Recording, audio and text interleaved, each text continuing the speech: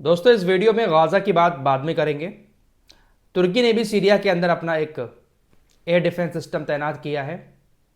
Air space बना रहा है तुर्की।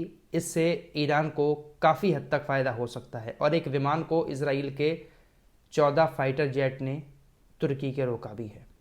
क्या है पूरी खबर, इस पर विस्तार से चर्चा करेंगे, लेकिन पहले बात हम अपने देश की कर लेते हैं।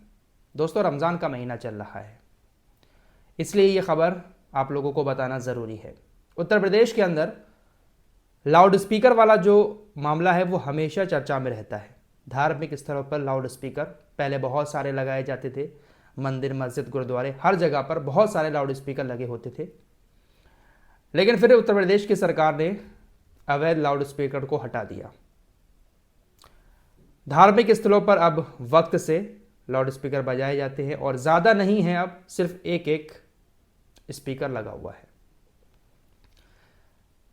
रमज़ान का महीना चल रहा है और इस रमज़ान के महीने में आप लोगों को मालूम ही है कि मस्जिदों में सहरी के वक्त ऐलान किए जाते हैं। इफ्तार के टाइम भी लोग अजान को ध्यान से सुनते हैं। तो ऐसे में अब बहुत सारे ऐसे मामले सामने आ रहे हैं जहां पर लाउड स्पीकर मस्जिदों से उतरवाए गए हैं जो अवैध लगे हुए थे। और कुछ जगहों पर ऐसा भी देखने को मिला है कि जहां पर लगाने की इजाज़त नहीं थी, वहां पर लोगों ने लाउड स्पीकर को लगाया तो उनको गिरफ्तार कर लिया गया। हिंदुस्तान की ये रिपोर्ट आपकी स्क्रीन पर है। रामपुर के अंदर, रामपुर ज़िले में जो टांडा क्षेत्र है, सैदपुर चौकी स्थित माकनपुर बजरिया गांव का ये मामला है। यहां पर करीब 20 साल पुरानी एक छोटी सी मस्जिद है। मस्जिद की छत पर टीन शेड पड़ा हुआ है। इस गांव में तकरीबन 20 मुस्लिम परिवार रहते हैं और सभी लोग मस्जिद में नमाज अदा करते हैं। हिंदुस्तान की इस रिपोर्ट के मुताबिक एक दिन पहले संडे के दिन शाम गांव के लोगों ने मस्जिद पर एक छोटा सा स्पीकर रोज़ा खोलने का ऐलान करने के लिए लगा दिया। जैसे ही स्पीकर लगा, जो वहां पर दूसरे समुदाय के लोग थे उनको ये एक नई परंपरा दिखाई दी, जिसके बाद उन्होंने 112 पर इसकी शिकायत कर दी।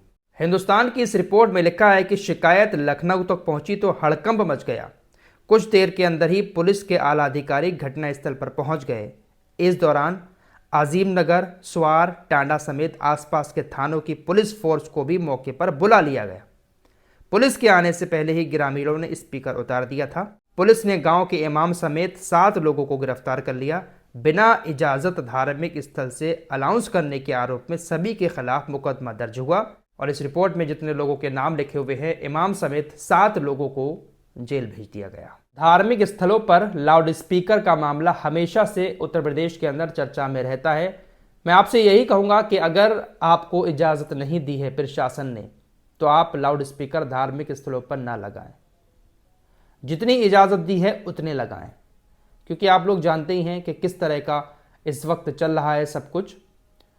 अगर आप स्पीकर लगाते हैं, ज़्यादा स्पीकर लगाते हैं, तो आपकी शिकायत हो जाएगी और फिर उसके बाद आपको इस तरीके का रमज़ान के महीने में सामना करना पड़ेगा, जेल जाना पड़ सकता है। इसलिए सारी चीज़ों का ध्यान रखें, प्रशासन के साथ कोऑपरेट करें। जितनी इजाज़त दी जाती है उतना ही आप लोग लाउड स्पीकर लगाएं, क्योंकि आप छोटी सी भी गलती करते हैं तो शिकायत करने वाले तैयार बैठे हैं, तुरंत फ़ोन लगाकर शिकायत कर दी जाएगी। मायावती ने एक ट्वीट किया है इस तरह के मामलों को लेकर। मायावती ने कहा कि भारत सभी धर्मों को सम्मान देने वाला धर्मनिरपेक्ष देश है। ऐसे में केंद्र व राज्य सरकारों को बिना पक्षपात के सभी धर्मों के मानने वालों के साथ एक जैसा बर्ताव करना चाहिए। लेकिन अब मुसलमानों के साथ धार्मिक मामलों में जो भी सौतेला रवैया अपनाया जा रहा है वो न्याय संगत नहीं है। मायावती आगे कहती हैं कि साथ ही सभी धर्मों के त्योहारों को लेकर पाबंदियां व छूट के संबंधित जो नियम कानून हैं उन्हें बिना पक्षपात एक जैसा लागू होना चाहिए, जो ऐसा होता हुआ नहीं दिख रहा है। इससे समाज में शांति व आपसी सौहार्द बिगड़ना स्वाभाविक है, जो अति चिंतनीय है। सरकारें इस ओर ध्यान दें। मायावती ने कहा है कि हमारे देश के अंदर जो भी त्यौहार होते हैं किसी भी धर्म के, उसमें पक्षपात मुसलमानों के साथ किया जा रहा है। कानून एक जैसा काम नहीं कर रहा है। कुछ इसी तरीके की बातें उन्होंने अपने ट्वीट में लिखी हैं। फिलहाल आप सभी लोग ध्यान रखें। अब चलते हैं गाज़ा की तरफ। दोस्तों, गाज़ा के अंदर जंग अब कभी भी भड़क सकती है। बेंजामिन नेतन्याहू ने 10 दिन का टाइम दे दिया है, 10 दिन का टाइम दिया है और कहा है कि अगर हमास सारे बंदूकों को हमारे नहीं छोड़ता है तो 10 दिन के बाद पहले जैसे हमले गाजा में शुरू हो जाएंगे। हिब्रू चैनल 13 जो है इसराइल का, वो कहता है एक खुफिया रिपोर्ट के हवाले से कि इसराइल हमास के साथ फिर से लड़ाई शुरू करने की तैयारी कर रहा है, लेकिन हमास भी इसराइल के साथ लड़ाई करने के लिए पूरी तरीके से तैयार है। हमास ने हजारों नए कार्यकर्ताओं की भर्ती की है। जिस वक्त ये जंग शुरू हुई थी उस वक्त हमास के पास तकरीबन 30,000 लड़ाके थे और आज भी ऐसी ही स्थिति नजर आ रही है कि उसके पास तकरीबन 30,000 से ज्यादा लड़ाके मौजूद हैं।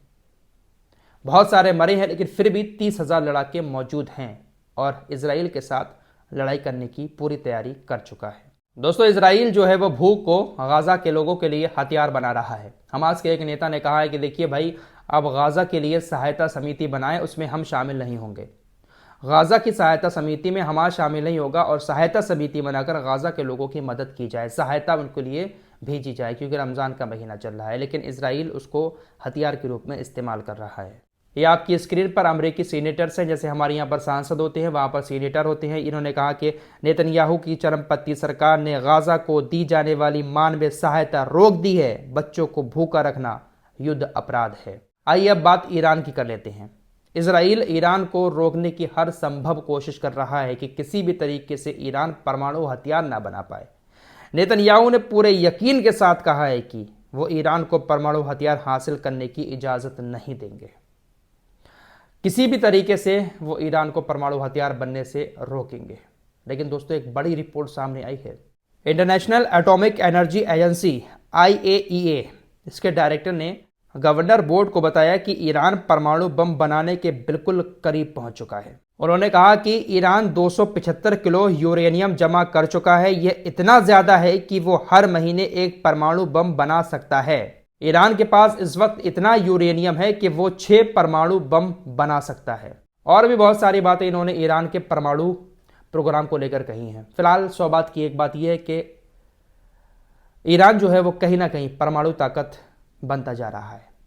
इसराइल की नज़र ईरान के परमाणु ठिकानों पर है। कैसे भी करके वो ईरान के परमाणु ठिकानों को तबाह करना चाहता है। रास्ता है सीरिया। सीरिया से होकर ही ईरान तक बहुत आसानी से इसराइल पहुंच सकता है। बशर अल असद की जो सरकार थी सीरिया के अंदर, उसने पूरी सीरिया को दर्जनों रडार और एंटी एयर सिस्टम से कवर कर रखा था। इसका फ़ायदा ईरान को ये होता था कि अगर इसराइल का कोई भी फाइटर जेट ईरान की तरफ जा रहा होता था तो 40 से 50 मिनट पहले ईरान को जो सीरिया के ऊपर रडार और एंटी एयर सिस्टम लगे हुए थे उसके ज़रिए पता चल जाता था। ईरान तक इसराइल का फाइटर जेट जब तक पहुंचता था ईरान पूरी तैयारी कर चुका होता था। लेकिन बशर अल असद की सरकार गई तो एयर डिफेंस सिस्टम और रडार सिस्टम सारे तहस नहस इसराइल ने कर डाले। अब दोस्तों, खबर ये आ रही है कि कल भी इसराइल का एक फाइटर जेट सीरिया की राजधानी दमिश्क के ऊपर उड़ रहा था। तुर्की के 13 F-16 विमानों ने उसको घेर लिया। चारों तरफ से इजरायली जेट को घेरा और उसको रोककर वापस कर दिया। खबरें ऐसी आ रही है कि तुर्की अब सीरिया में एक बेस बनाने की दिशा में तेजी से काम कर रहा है। अगर वाकई में ऐसा हो जाता है, तुर्की एक बेस बना लेता है सीरिया के अंदर, तो शायद ये ईरान के लिए अच्छा होगा और हो सकता है कि ईरान तुर्की के साथ मिलकर इस तरीके से सीरिया के अंदर एक बेस तुर्की से बनवाए, ताकि कोई भी अगर फाइटर जेट इसराइल का ईरान तक पहुंचता है तो तुर्की के फाइटर जेट या तुर्की का रडार सिस्टम उसको बीच में ही रोक ले। फिलहाल कुल मिलाकर बात यह है कि मिडिल ईस्ट में अभी भी सब कुछ अच्छा नहीं है और इन सब के बीच जो है वो गाजा की ज़िंदगी बेबस और मजबूर नज़र आ रही है। इस रिपोर्ट में इतना ही। कुछ और ख़बरों के साथ फिर हाजिर होऊंगा। तब तक के लिए अपना ख्याल रखिएगा। अल्लाह हाफिज़।